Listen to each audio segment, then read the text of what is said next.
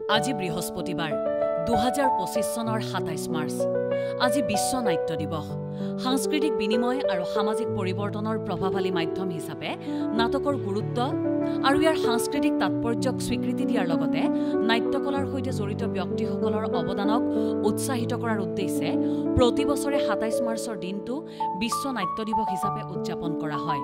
উভতি চাওঁ ইতিহাসত আজিৰ দিনটো পুষ্পলতা দাসৰ জন্মদিন 1915 চনৰ 27 মাৰ্চত উত্তৰ লখিমপুৰত জন্ম হৈছিল পদ্মভূষণ আৰু ভাৰত চৰকাৰৰ তাম্ৰপত্ৰৰে সন্মানিত স্বাধীনতা সংগ্ৰামী গান্ধীবাদী সমাজ সংস্কাৰক আৰু ৰাজনৈতিক নেত্ৰীগৰাকীৰ ইউৰি গাগাৰিনৰ মৃত্যু 1968 চনৰ 27 মাৰ্চত 34 বছৰ বয়সত ৰাছিয়াৰ নভোছিলভত এক বিমান দুৰ্ঘটনাত মৃত্যু হৈছিল মহাকাশলৈ যোৱা প্ৰথম মানৱ হিচাপে পৰিগণিত সোভিয়েট বৈমানিক তথা মহাকাশচাৰীজনৰ অৰুণ শৰ্মাৰ মৃত্যু 2017 চনৰ 27 মাৰ্চত 85 বছৰ বয়সত নতুন দিল্লীত মৃত্যু হৈছিল পদ্মশ্ৰী সাহিত্য অকাডেমী সংগীত নাটক অকাডেমী আৰু অসম উপত্যকা সাহিত্য বঁটাৰে সন্মানিত প্ৰভাৱশালী নাট্যকাৰ ঔপন্যাসিক কবি তথা প্ৰসিদ্ধ অনাতাঁৰ সম্প্ৰচাৰকজনৰ ৰাণী ক্লিঅ'পেট্ৰাৰ প্ৰত্যাৱৰ্তন খ্ৰীষ্টপূৰ্ব 47 বৰ্ষৰ 27 মাৰ্চত সপ্তম ক্লিঅ'পেট্ৰা থিয়া ফিলোপেটৰ তেওঁৰ ৰোমান প্ৰেমিক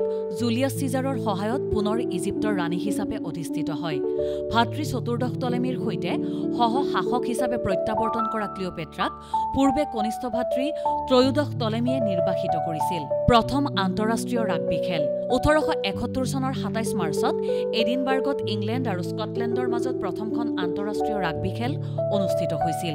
এই ঐতিহাসিক খেলখনত ঘৰুৱা দল স্কটলেণ্ডে ইংলেণ্ডক 1-0 গলত পৰাস্ত কৰিছিল। আটাইতকৈ ভয়াৱহ বিমান দুৰ্ঘটনা 1977 চনৰ 27 মাৰ্চত স্পেইনৰ টেনেৰিফত ইতিহাসৰ আটাইতকৈ ভয়াৱহ বিমান দুৰ্ঘটনা সংঘটিত হৈছিল। দুৰ্বল দৃশ্যমানতা আৰু ভুল যোগাযোগৰ ফলত ৰানৱেত এখন KLM 747 বিমানৰ সৈতে আন এখন PNM 747 বিমানৰ সংঘৰ্ষত 583 জন লোকৰ মৃত্যু হয়। আলাস্কাত 9.2 প্ৰাবল্যৰ ভূমিকম্প 1964 চনৰ 27 মাৰ্চত দক্ষিণ মধ্য আলাস্কাত হোৱা গ্ৰেট আলাস্কা ভূমিকম্প নামেৰে জনাজাত ভূমিকম্পৰ ফলত ছুনামিৰ সৃষ্টি হয় আৰু 131 জন লোকৰ মৃত্যু হয়।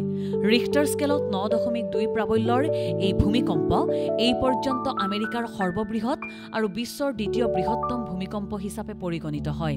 কেৰাচিন তেলৰ পেটেণ্ট প্ৰদান 1855 চনৰ 27 মাৰ্চত কানাডাৰ চিকিৎসক আৰু ভূতত্ত্ববিদ আব্ৰাহাম গেছনাৰে পোহৰৰ বাবে পূৰ্বে ব্যৱহৃত তিমি তেলৰ বিকল্প হিচাপে উদ্ভাৱন কৰা কেৰাচিন তেলৰ বাবে পেটেণ্ট লাভ কৰে। গেছনাৰে 1840 চনত কয়লা আৰু বিটুমিন ডিষ্টিল কৰি কেৰাচিন প্ৰস্তুত কৰি আধুনিক পেট্ৰলিয়াম উদ্যোগৰ ভেটি স্থাপন কৰিছিল।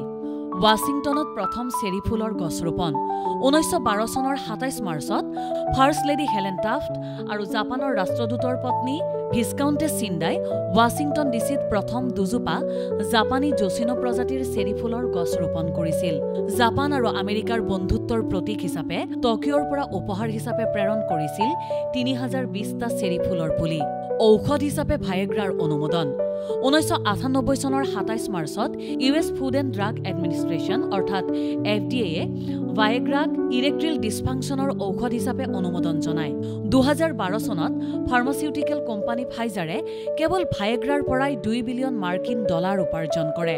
প্ৰথম ৰক্ত সঞ্চালন 1914 চনৰ 27 মাৰ্চত ব্ৰাছেলছৰ চিকিৎসক ডক্টৰ এলবাৰ্ট হাষ্টিনে এণ্টিকোএগুলেণ্ট ব্যৱহাৰ কৰি প্ৰথম সফল অপ্ৰত্যক্ষ ৰক্ত সঞ্চালন কৰে। তেজ সঞ্চালনৰ ক্ষেত্ৰত এই কৌশলৰ উদ্ভাৱনে আধুনিক ব্লাড বেংক স্থাপনৰ পথ প্ৰশস্ত কৰে। তেলৰ ৰিগভাগী 212 জনৰ মৃত্যু 1980 চনৰ 27 মাৰ্চত উত্তৰ সাগৰত আলেকজেণ্ডাৰ এল কেলেণ্ডৰ তেলৰ ৰিগ গাঁথনিগত বিজুতিৰ বাবে ভাঙি ভয়াৱহ পৰিস্থিতিৰ সৃষ্টি কৰে। এই মাৰাত্মক অফশ্বৰ ৰিগ দুৰ্ঘটনাত জাহাজখনত থকা 212 জন লোকৰ ভিতৰত 123 জন লোকৰ মৃত্যু হয়। আধুনিক জোতাৰ ফিটাৰ পেটেণ্ট লাভ 1790 চনৰ 27 মাৰ্চত ইংলেণ্ডৰ হাৰ্ভি কেনেডিয়ে এগলেটৰ সৈতে আধুনিক জোতাৰ ফিটাৰ পেটেণ্ট লাভ কৰে।